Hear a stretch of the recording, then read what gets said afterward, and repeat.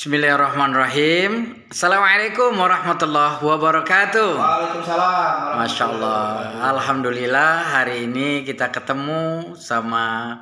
Boleh kenalin Bapak? Nama saya Insinyur Jairi Tafib, jabatan sebagai Kepala Sekolah SMP Budi Tomo. Masya Allah. Kita kenal dengan nama apa Bapak biasa panggilannya? Tafib. Pak Tafib, ya Masya Allah. Sahabat rukun, sebelumnya salam rukun melayani dengan hati, menjadikan hidup lebih bermakna. Hari ini kita akan mewawancarai sedikit Bapak luar biasa Pak Tafib, yang kita tahu persis bahwa Pak Tafib bukan hanya ngurusin pendidikan di Budi Utomo, tapi lebih bagaimana beliau sebagai pemerhati pendidikan, khususnya di Binjai dan umumnya tentunya untuk Indonesia. Boleh bertanya Bapak? Oh silakan. Ya. Ini kan mulai masuk Pak ya, anak-anak habis liburan. Apa harapan Bapak sama anak-anak ini kembali ke sekolah? Harapan saya kepada anak-anak kembali sekolah seperti semula, di mana waktu kita di masa COVID, anak-anak tersebut tidak terlampau antusias memperhatikan tentang pendidikan dan cara belajar yang kadang-kadang tidak sesuai dengan prosedur yang ada. Nah, tetapi dengan COVID ini juga mempunyai nilai plus, di mana anak-anak sekarang mempelajari satu konsep, di mana dengan konsep luring, itu luar jaringan, dan sistem daring. Nah, di mana akhirnya metode digital atau istilah literasi digital itu dengan COVID tadi memberi nilai plus. Jadi artinya kepositifan dari masalah COVID-19. Nah, jadi sekarang anak-anak kembali sekolah dengan tatap muka, harapan segera COVID-19 dengan Omikronnya tidak ada muncul di Indonesia. Berakhir Pak ya, Masya Allah, sahabat rukun. Luar biasa, kita doakan juga ya segera COVID ini berakhir. Oh ya Pak Tafib, mungkin baru kita dengar ada rencana menteri ya, menteri kita untuk menggalangkan apa istilah pendidikan merdeka. Seperti apa yang Bapak tahu? Nah, saya sangat tertarik pada hari dengan konsep Bapak Nadiem Makarim, di mana hari ini sekolah diberi keleluasan dengan konsep merdeka belajar, atau ada istilah sekolah penggerak, ada kampus merdeka, di mana ciri-ciri unik dari seorang manusia itu bisa dikembangkan sesuai dengan minat bakatnya. Jadi sekarang sekolah itu diberi kemerdekaan untuk segera secepat mungkin untuk tercapainya untuk menciptakan generasi emas 2045. Generasi emas 2045. Memang targetnya cukup lama ya, tapi konsep yang diarahkan Bapak Menteri berharap semua yang dijalankan dari sekarang tembus di 2045-nya bisa tercapai. Ya. Artinya begini, Pak Menteri itu sudah memberikan satu namanya nilai dasar, base program, di mana beliau kan akan selesai di 2024 bersama Pak Jokowinya gitu. Apakah program ini lanjut atau tidak lanjut? Setidak-tidaknya beliau sudah melahirkan pemikiran di mana sekolah itu punya kemerdekaan untuk mewujudkan visi Indonesia ke depan. Di mana visi Indonesia ke depan itu tertulis di pembukaan, itu mewujudkan masyarakat yang cerdas, sejahtera, dan menjaga perdamaian dunia. Masya Allah, sahabat rukun, mungkin sahabat rukun sering ya mendengar bagaimana yayasan-yayasan yang ada di seputar kehidupan kita. Namun kita pengen tahu juga sebenarnya Yayasan Budi Utomo itu sebenarnya punya fungsi apa dalam masyarakat, dan Yayasan Budi Utomo itu arahnya kemana, supaya kita lebih dekat. Kita kembali bertanya, Pak Tafib, sebenarnya fungsi dari yayasan itu sendiri apa, dan khususnya untuk Budi Utomo kemana arahnya? Boleh. Jadi yayasan sebagai fungsi di mana mereka berfungsi sebagai pemerintahan swasta sebenarnya. Artinya pemerintahan swasta bukan berarti dia mendirikan pemerintahan, bukan. Artinya negara untuk menjalankan amanahnya, janji-janjinya kepada rakyat itu harus dijalankan oleh pemerintah. Pemerintah punya badan hukum, punya struktur dan digaji oleh negara. Tetapi sebagai rakyat dia punya fungsi juga untuk membantu negara. Nah, salah satu pemerintah kita memberikan satu badan hukum, namanya Badan Hukum Yayasan.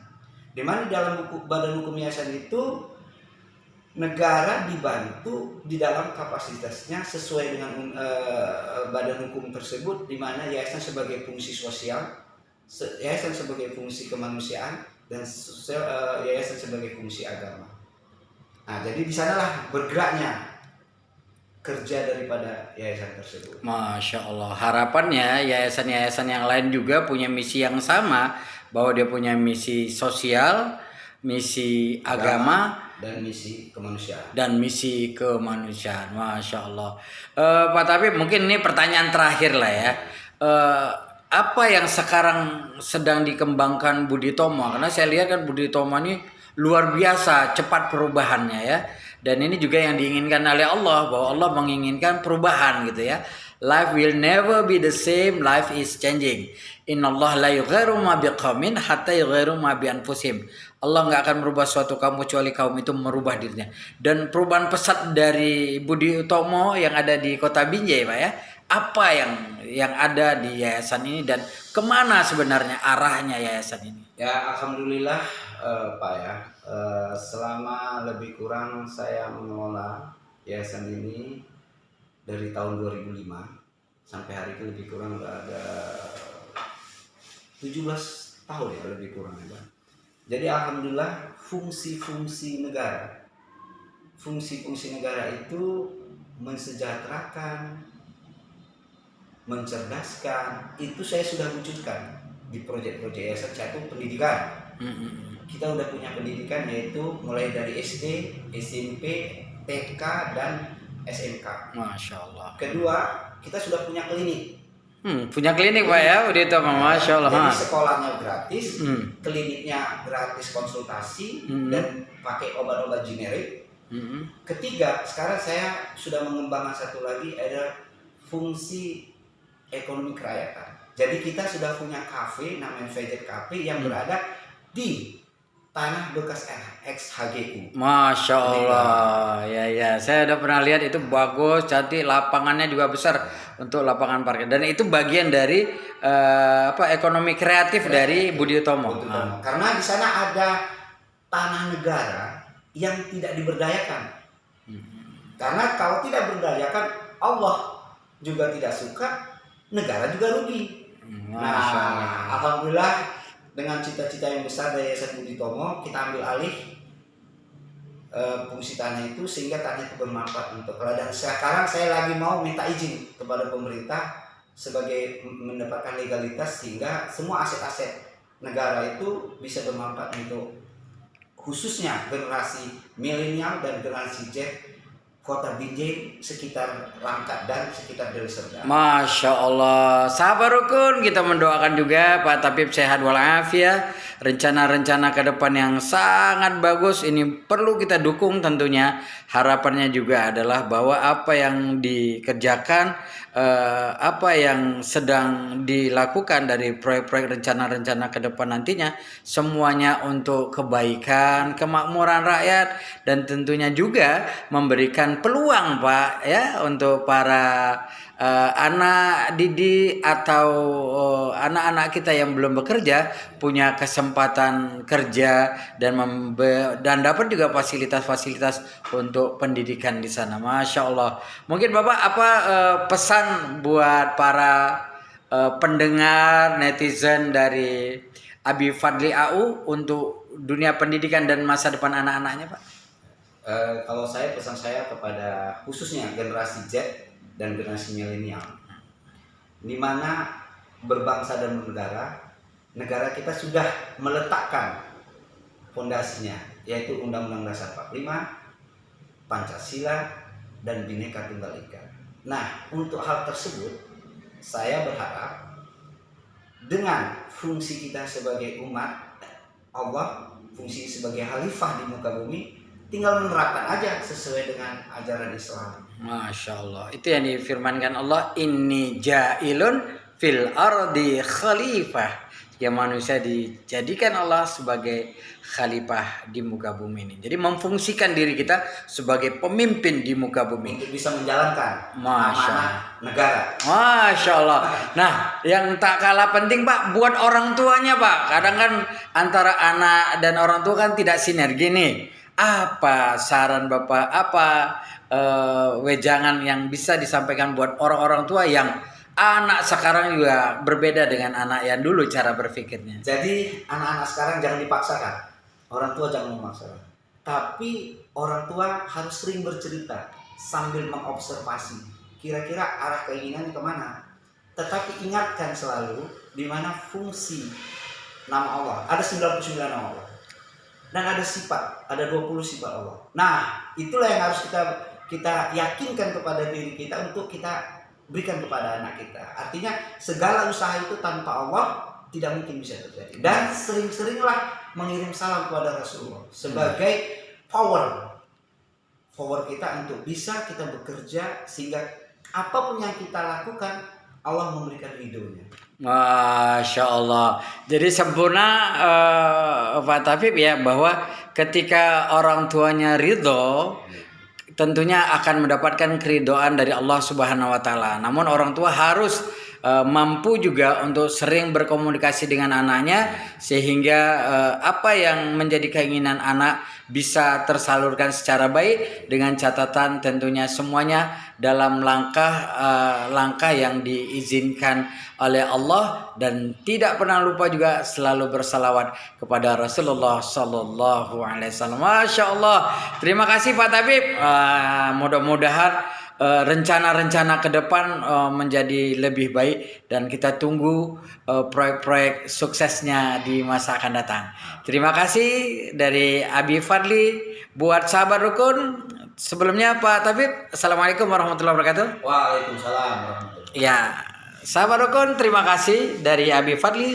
Salam rukun, melayani dengan hati, menjadikan hidup lebih bermakna. Assalamualaikum warahmatullahi wabarakatuh.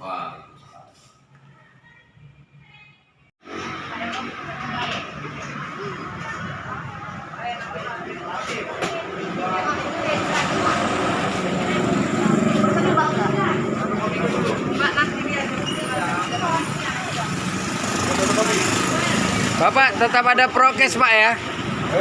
Tetap ada prokesnya ya? Iya. Masya Allah, ada ceknya ya. Fotokopikan dulu saya. Bapak tua. Ya. Untuk amal pada akhlak, belajarkan dasar.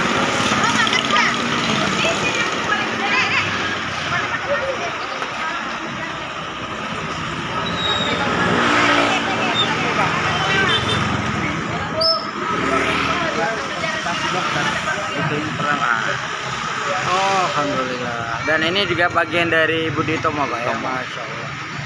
Masya Allah. Itu juga Pak? Ya, air sulang, repair. Oh.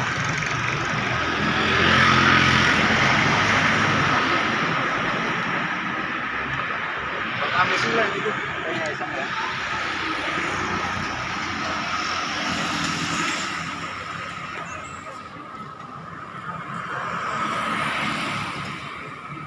Ini yayasan kita Pak ya. Pertama bunyi ya. Jadi Pak, itu kan ada konsultasi berobat gratis. Ya, Pak? Setiap tanggal 10. Apa itu? Konsultasi dan berobat gratis. Oh iya, berarti Rabu, Klinik Pak. Pratama Bumi Medika, Apotek Bumi Purp. Membuat Bumi program. Farma ada program Konsultasi dan berobat gratis setiap tanggal 10 setiap tanggal 10 bulannya. Setiap bulan ada Tanggal 15 konsultasi setiap gratis. bulannya. Sunah gratis. Masya Allah.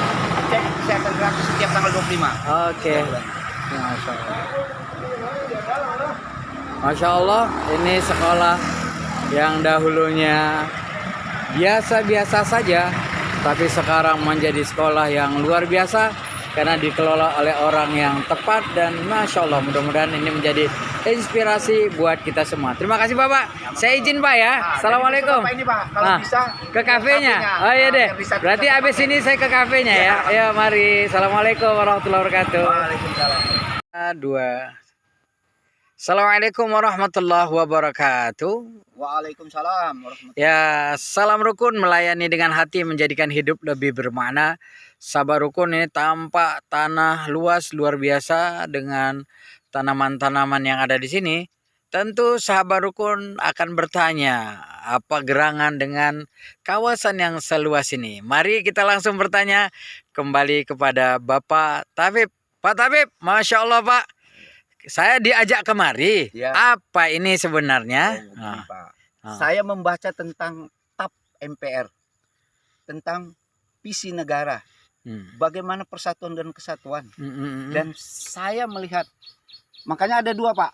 Sebenarnya menteri di Pak Jokowi ini saya sangat tertarik cara berpikirnya. Ya. Yaitu satu tadi saya bilang Menteri Pak Nadiem Makarim, dan kedua adalah Menteri Keuangan kita, Ibu Sri Mulyani. Karena waktu itu pernah saya baca videonya tentang bagaimana tentang negara maju dan negara berkembang. Apa bedanya?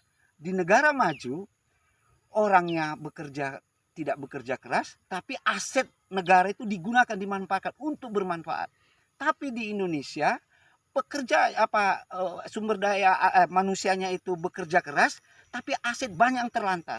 Masya Allah. Jadi saya- aset yang kita lihat ini kan luar biasa nih Betul. luasnya ya. Ini Ini adalah- tempat ini apa ini Bapak? Ini adalah aset ex-HGU PTP2 yang saya manfaatkan, yang saya ambil dari masyarakat lokal untuk saya gunakan untuk sebagai tempat praktek anak-anak pertanian dan juga sebagai penambahan ekonomi.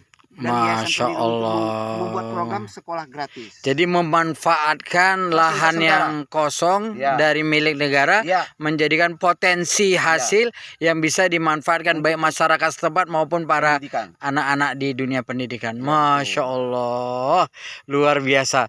Ini berapa hektar Pak Taufik? Kalau sini kita dapat 1 hektar, Pak. Oh, Masya Allah. Ini kita tanam ubi. Ya, sahabat rukun, tanaman ubi juga ini merupakan tanaman proyek kerja dari Yayasan Pendidikan dalam Budi Tomo. mewujudkan program sekolah gratis. Masya Allah. Jadi ini bagian dari ya rezekinya kembali juga ke anak bangsa lah. Bangsa, betul. Bagi mereka yang tidak mampu tentunya ini adalah bagian dari rezeki Allah buat mereka, karena Allah memberikan ke siapa saja yang Allah kehendaki, dan salah satunya adalah melalui fasilitas Yayasan Budi Utomo Binjai. Di mana di sini ada tanah Allah yang ditelantarkan. Masya Allah. Nah, Ya ya ya. jadi Yayasan Budi Tomo hari ini mengambil, dan alhamdulillah sekarang saya dengar dan saya baca Pak, ada namanya peraturan pemerintah tentang bank tanah dan kawasan terlantar. Ya, Masya Allah. nanti Ya ya. pemerintah bisa memberikan izin kepada kita. Ya ya. Mudah-mudahan ya pada terkait juga tentunya harapan dari Yayasan Budi Tomo nantinya ini bukan hanya penggunaan lahan kosong, tapi menjadi hak pakai dan diizinkan untuk seterusnya menjadi bagian yang terpenting untuk dunia pendidikan. Betul. Insya Allah. Terima kasih Bapak, Masya Allah, luar biasa. Kita kemana? Ke kafe kita Pak, Masya Allah. Yuk mari. Assalamualaikum warahmatullahi wabarakatuh. Salam rukun melayani dengan hati menjadikan hidup lebih bermakna. Sahabat rukun, kita sudah tiba di kafenya Bapak Tabib, Masya Allah. Ya, beliau orangnya sangat sederhana. Dan kita akan kembali bertanya-tanya tentang konsep ekonomi kreatif umat. Masya Allah, ini yang perlu menjadi pelajaran sama kita. Bagaimana bisa mengelola sesuatu yang awalnya tersia-siakan, tetapi menjadi sesuatu yang berguna. Bukan hanya untuk yayasan, tapi orang-orang sekitar, dunia pendidikan, masyarakat, banyak lagi. Masya Allah Pak, nanti kita duduk dalam Pak ya. Ya, Pak. Ya. Insya Allah ya. Sambil minum-minum Pak. Alhamdulillah ya mari. Masya Allah, sahabat rukun, akhirnya kita sampai juga di kafe baru. Ya, Masya Allah. FZ Cafe. Ya. Suasana belum begitu ramai karena kita juga datangnya di pagi hari, tapi Masya Allah suasananya juga sudah tampak menyenangkan karena seputar dari kafe ini juga nantinya akan dibangun atau ditanami tumbuh-tumbuhan yang sangat indah dan yang membuat kita senang juga tampak di depan musola buat para pengunjung, dan ini adalah indikator dari kesungguhan pihak kafe untuk memberikan fasilitas utama beribadah buat para pengunjung. Masya Allah. Pak, kembali boleh dijelaskan sedikit Pak, konsepnya ini kan kafe tadi Pak ya, seperti apa konsepnya tadi? Oh, konsep katanya Pak, kafe kita ini konsepnya kafe berbudaya.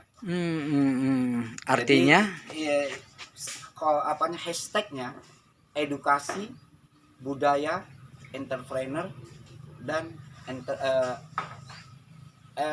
enterprise. Masya Allah. Nah, jadi Pak, di sini kafe kita ini juga akan dikembangkan di sini untuk pendidikan, yaitu kepariwisataan. Jadi nanti di sini sebagai unit usaha SMK Budi Tomo. Jurusan Pemasaran, dan akan dibuka ke depan pariwisata, yaitu bagian keahlian tata boga dan perjalanan wisata.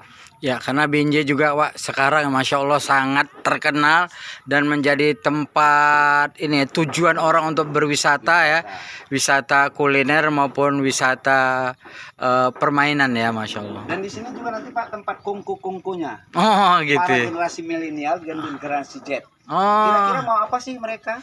Oh iya iya. Nah, nanti akan kita bantu di sini kan, ada psikolog juga. Masya Allah. Jadi nanti tempat ini juga akan dihadirkan bukan hanya sekedar tempat nongkrong-nongkrong, Permainan anak-anak. ada tempat permainan dan ada edukasinya ya, Masya Allah. Dan yang paling menonjol sini adalah kreativitas seni budaya Melayu. Oh gitu. Iya iya iya iya. Karena akan kita bangkitkan Binjai sebagai kota budaya, kota religius seperti yang wali kota idam-idamkan. Masya Allah. Nah, jadi kita bantu nih pemerintah. Jadi Yayasan Budi Tomo juga bersinergi dengan program-program pemerintah, dan salah satunya adalah memberdayakan tanah kosong ini yang tidak berfungsi menjadi sesuatu yang bernilai. Masya Allah.